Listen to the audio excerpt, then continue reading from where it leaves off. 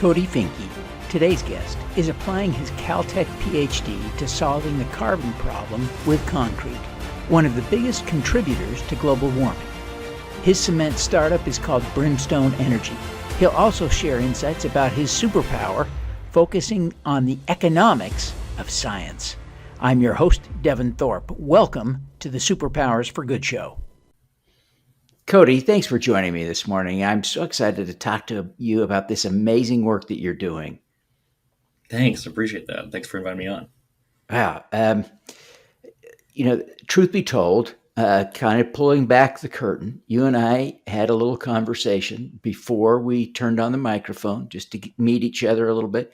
And you told me your story in such a perfect way. I wonder if you would just share your background and just share that same story with the audience, because it really is an amazing history of how you got to be doing this incredible work. It was so deliberate. I was really impressed. Yeah, I'll try. Now I'm a little nervous, given that the previous time was so perfect.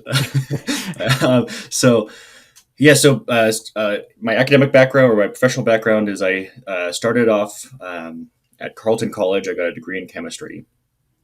After college, I took about a year off, and then I got into, luckily, and joined an MD PhD dual degree program. And I was only there for a few months. It was joint between USC and CalTech down in Southern California, and I decided that I think the most important thing is that I didn't really like medicine.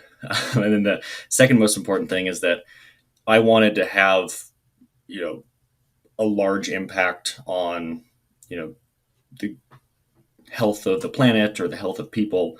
And I felt like my marginal impact as a doctor was pretty small, because the next person after me who would have been a doctor would probably have been just as good of a doctor as me. Whereas I could go work on a problem that maybe has less traction and be more interesting. So I went and joined a lab at CalTech that studied wastewater treatment for applications in low-income countries, which is a huge global health problem and also an environmental problem. And I worked on that for about 3 years. It was a very interesting problem. But I realized after 3 years that I should assess the ability for the technology that I was working on to make an impact. And I realized our global economic system is would nearly necessitate our wastewater treatment solution to be affordable by people or governments in low-income countries. And after doing an analysis, I found that the chances of that to be very small. And it was essentially the risk was intolerable for me to keep working on that technology. So I switched over to working on making clean hydrogen via water electrolysis. This is something that could potentially replace energy use or fossil fuel use. And it was a very popular thing to do at CalTech. So I worked on that for about 2 years, and again did an economic analysis, and I found two things. First of all, is that the specific problem I was working on was the wrong problem. As in, if I was concerned about deploying low-cost hydrogen, then working on catalysts to make hydrogen, which is what I was doing, was not a very big lever. And then the second is that the chances of water electrolysis in general, even if I was working on the right problem, the chances of water electrolysis in general being low cost and competing with fossil fuels as an energy source I found very remote. And again, I found the risk associated with that to be intolerable for me. So I decided that I wanted to work on something that had a potential impact that was less risky or more certain. And more importantly, for me, I wanted to work on something that not many other people were working on, so that I, as an individual, could have a large marginal impact. And then I think probably the most important is that I wanted something interesting for me that I actually wanted to do and was good for my skills. And, a chemistry problem was that. So I spent some time working on different hydrogen production strategies. Then I eventually settled on cement production because cement is a huge greenhouse gas problem. It's responsible for about the same amount of greenhouse gases as cars, or greenhouse gas production as operating cars. And it's relatively understudied, although that is changing, and I think that's good. But certainly when I joined, there were almost no one thinking about cement compared to hydrogen or cars or something like this. Sure. Yeah. And then again, most importantly, it's a very interesting chemistry problem because most of the greenhouse gas emissions are associated with chemistry, not energy consumption. So I started thinking about processes, and I had three pillars, which sort of clearly stated now are that I wanted to develop a process where a rational, solely economic actor, when choosing between our process and the conventional process, would choose our process, because I think that's necessary for global impact in the global economic system that we have. The second pillar is that that same rational, solely economic actor, when choosing where to put the plant, that would result in a plant that produced cement that was at least considerably lower emissions than conventionally produced cement, and hopefully carbon neutral. And then the final thing specifically for cement is that I felt like, given the urgency of climate change, we didn't have time to wait for regulation to catch up. So we had to make the exact same product as conventionally produced cement. So with those three things, and this time finally, really integrating economic analysis into chemical process development, started thinking about this chemical process, met my co-founder Hugo at CalTech, and we decided to start Brimstone Energy around a process that we developed and are developing. Excellent. I have a stupid question that I want to interject now. And then I hope I follow up with good questions. But let's start with a stupid one. I'm sure it's not stupid. No, I think it is. But I think the traditional cement product is often called, and I think technically it's the right name, but maybe I'm wrong. You educate me. Portland cement. Yeah, And I think sometimes people don't know that. And so I saw on social media someone had referred to you as being a local cement producer in the Portland area. That's not right, right? Help us understand what Portland cement means. Yeah, so that's right. So cement, or ordinary Portland cement, is a typical name for cement. But cement, the nomenclature around is actually even more confusing than what you described. So cement, like most clearly stated, or the easiest way to think about it, is the binder in concrete. It is the glue that sticks all the rocks and sand together to make the building material. And cement can have a lot of components. The largest component certainly is ordinary Portland cement, which is what comes out of cement plants. But other components include things like supplementary cementitious materials. So, and those are things like the waste products from burning coal in a coal-fired power plant, or the waste products from burning coal in a steel mill. That's fly ash and blast furnace slag.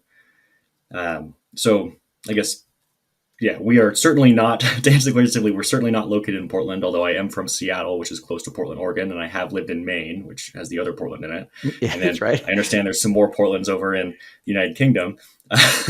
But yeah, ordinary Portland cement has nothing to do with any, ordinary Portland cement is just the cement that is made by cement plants.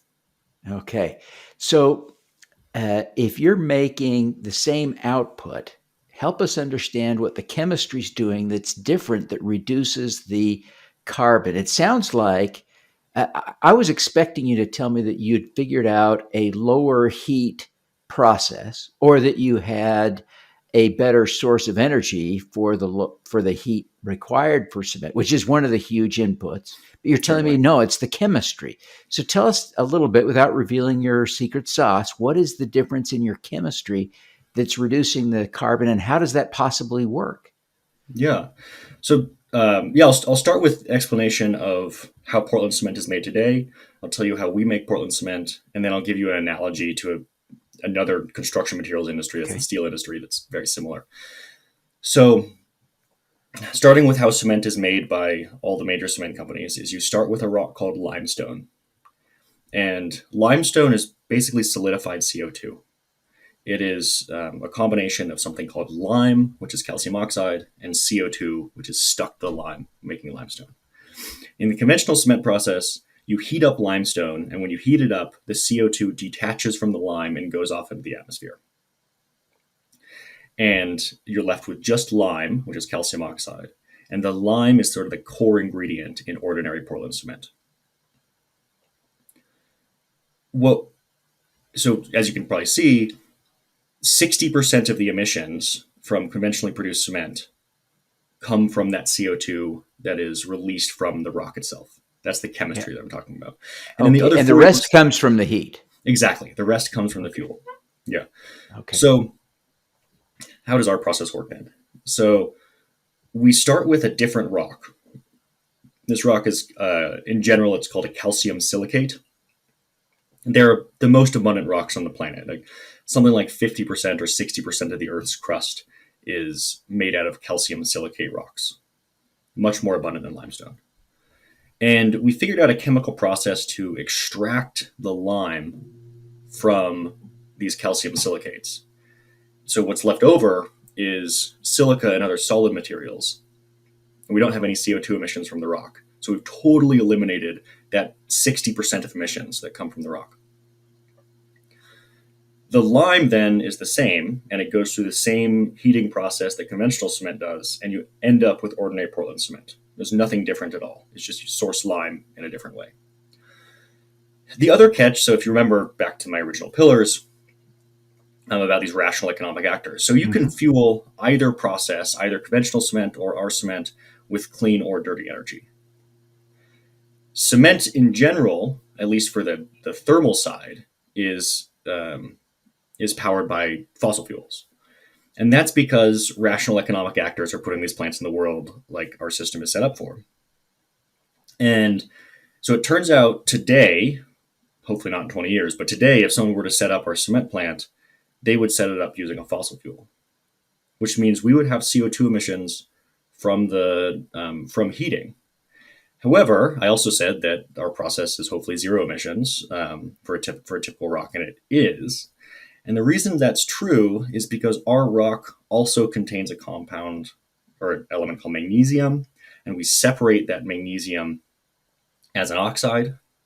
And magnesium oxides in the family of oxyhydroxides and everything else passively absorb CO2. So essentially, when we take out the magnesium from these rocks as a waste product, it passively absorbs CO2. There's nothing you can, you'd have to spend money to get that process to stop happening. It's a free process. And what that means is for a typical rock, even if powered by a fossil fuel, we would be about carbon neutral or even a bit carbon negative for our cement. Wow. Of course, hopefully if rational economic actors start installing clean energy instead of dirty energy for cement production, then we'll be a highly carbon negative cement product, which is our dream. Yeah.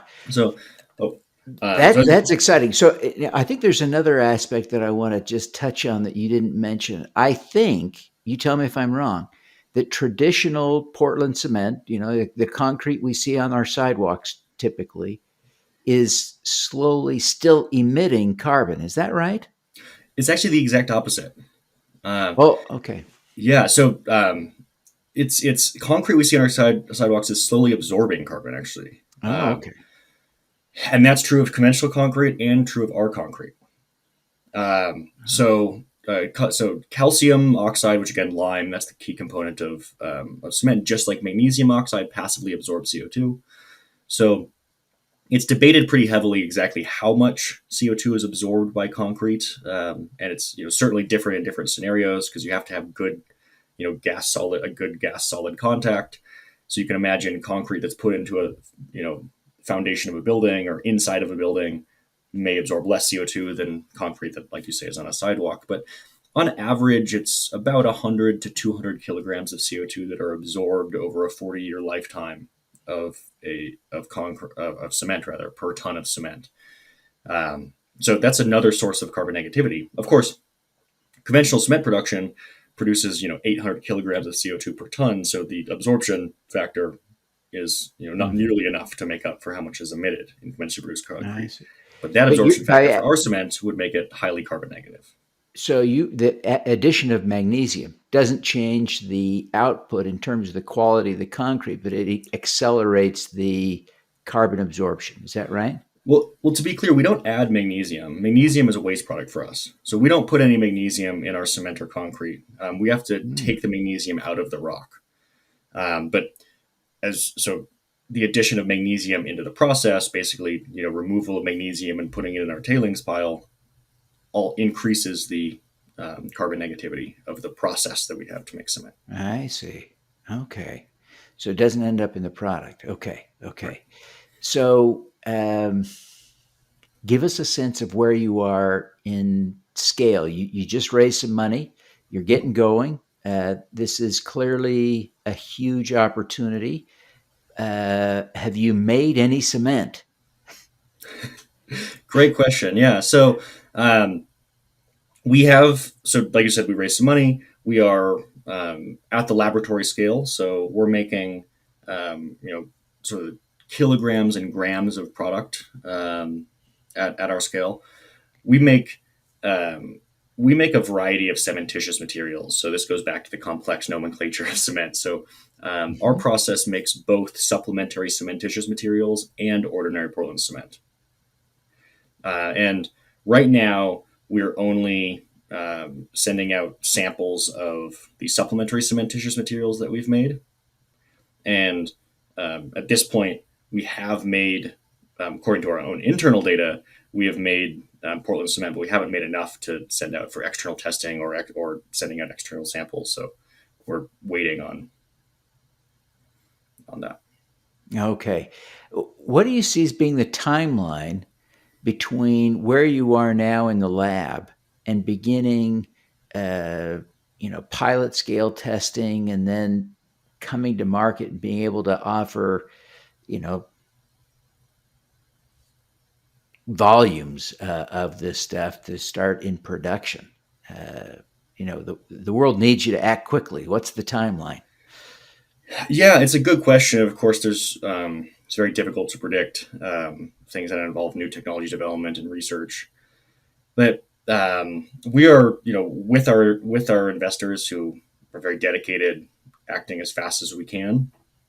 The biggest challenge in cement is getting to scale. So um, right now, 4 billion tons of cement are produced and consumed every year. They're made in plants that typically make 1 million tons of cement every year, or often more. And we need to get from the place where we're making grams and kilograms of product to the place where we're making millions of tons of product per plant, and do that 3 or 4 thousand times. Um, and it takes a long time to scale up from industry to commercial plants. So for a whole scale up from our industry to sort of where we are now to commercial plant, I would say optimistically we'll be producing large quantities of cement in 5 years, and more conservatively it'll be 10 years, or maybe even a little bit longer before we're producing millions of tons of cement. Yeah. Do you envision a process for your business where you become the cement manufacturer, or a licensing model where cement producers around the world use your process and pay you for the privilege? Yeah, it's a great question. So what's core to um, our business and our ethos is we're sincere about reducing greenhouse gas emissions, and that's the only thing we care about. If it becomes clear by somehow that's not going to be the case, or the process is not going to be lower cost or something like that, and therefore will not have a major impact, then I'm going to start looking for a new job. I'm not interested in working on something that isn't impactful in the greenhouse gas emission space. And that being said, we also want a business model that optimizes for reducing emissions as fast as possible. And we are out there, and we see there's 5 or 10 cement companies that own the vast majority of the cement market. They have all the customers, um, and they have all a lot of capital, or a lot of money that they can use to deploy plants, and they have a lot of know-how, and they're really the experts at making cement. So we think that the fastest way to decarbonizing is to work with all of these companies in order to install our plants for them, and hopefully decommission their old plants and install new plants using our process. So we're working on a joint venture licensing business model with conventional producers. Okay. Well, this is exciting stuff. I commend you for the progress you're making and your commitment to staying focused on the environmental impact. This is critically important. You've accomplished a lot, and the opportunity before you is huge. What do you see as being your personal superpower? Yeah, I never really thought of having a superpower.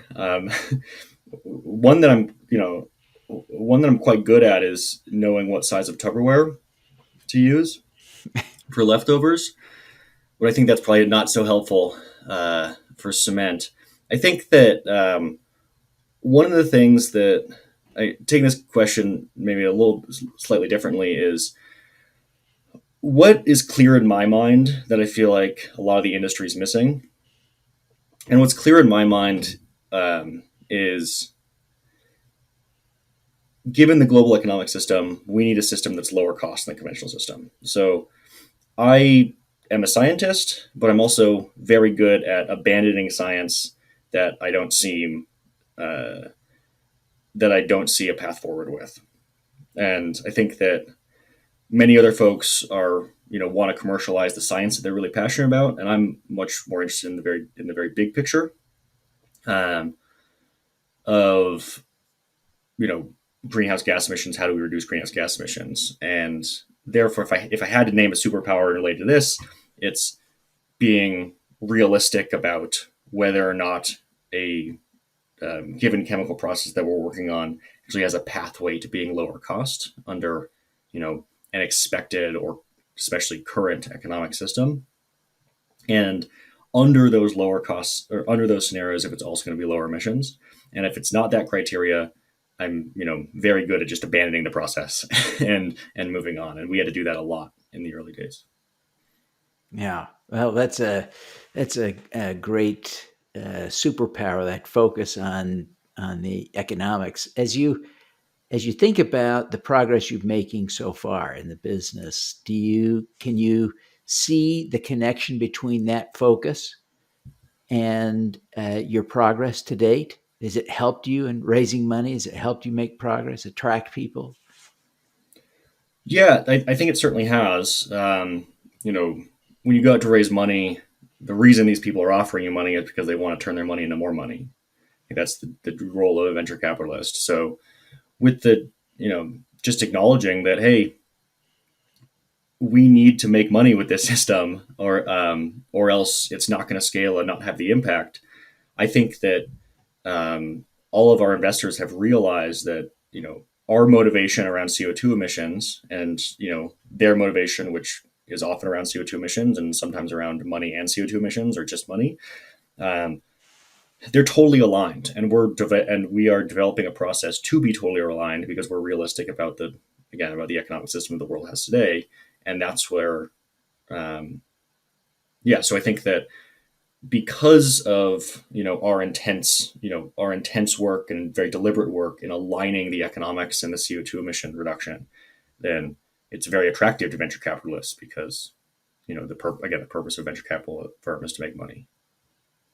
Yeah, excellent, excellent. As you uh, think about this, how would you coach people who are working on other projects in the climate change space to incorporate this thinking into their projects? Yeah. So I heard this is actually in my undergraduate career. I had a professor um, who actually he's a professor that I met through another professor, not actually at my college. Gave me this advice. He was like, "Science." It's fairly graphic, but science is all about drowning your favorite puppies. As in, uh, you're gonna really love the science you're doing, and you're gonna be really excited about it. And the best thing you can do to figure out if it's actually a good route is to ask the hard questions and then be honest with yourself about those answers. And I really took that to heart. And in the early days, it took me longer than I hoped. I spent 3 years and then 2 years on projects that I think I could have obviously dismissed from the start, but at least within my risk framework. But I think that, the simplest advice is say, hey, do an economic analysis. It can be a very simple one at first. It can just say, hey, given the energy requirements that I'm measuring in lab, given the cost of that energy that I look up on the internet, not the cost that I, imagine with my crystal ball that energy will be in the future. What do the economics of my process look like just from a energy, raw material, simple capital cost estimate? And if they don't look good, then find a new way to do things, and then have the confidence yourself that you can find a new way to do things. And just remember, you figured out the first way to do things, you probably are going to be able to figure out another way to do things. Yeah. Well, that's brilliant advice. Brilliant advice. Cody, it's been great to connect with you. I'm excited about your story and hope you can convert your 5 to 10 year plan into a 3 to 5 year plan. I hope people watching will give you millions and billions of dollars to help you accelerate the work you're doing. It's critically important for our future, and I commend you for doing it.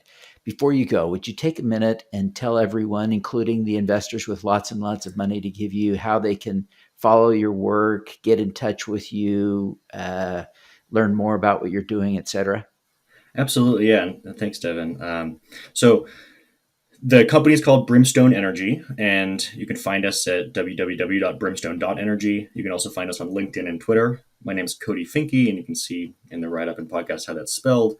You can find me on LinkedIn and Twitter. And then you can email us at the company at info@brimstone.energy.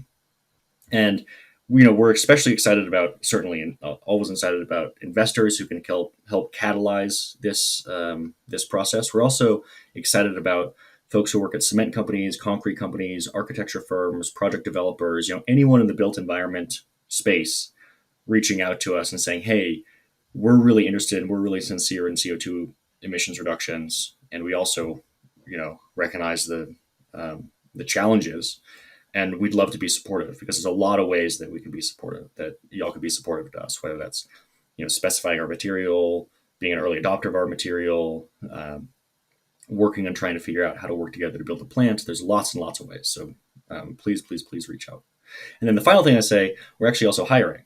So if you're, certainly come find us on social media or email info@brimstone.energy. If you're a chemical engineer or process engineer, or have experience as a cement chemist or using concrete mix designs. Fantastic. Well, I hope this helps, Cody, because this is one of the most critical problems we have in solving climate change. We can't get there without solving this problem. And like you say, people have been coming at this late. You're an early entrant into solving a big, big problem. So kudos to you. We wish you all the best. We're praying for your success. Good luck. Yeah. We appreciate you. Thanks, Devin. I really appreciate it. And thank you for the work you do getting the word out about, problems like this. So yeah, appreciate it. All righty. Cody, let's do some good. Thank you for tuning in to the Superpowers for Good show. Twice each week, we host changemakers who share their impact, insights, and superpowers. Don't miss another episode. Subscribe today at superpowersforgood.com. That's superpowers, 4, good.com. Be super empowered. Get your copy of the book, Superpowers for Good, as an ebook, audiobook, paperback, or hardcover edition via your favorite online retailer. Interested in having me speak to your company, organization, or association? Visit devinthorpe.com. Then let's talk. Now, keep using your superpowers for good. Together, we can reverse climate change, improve global health, and eradicate poverty.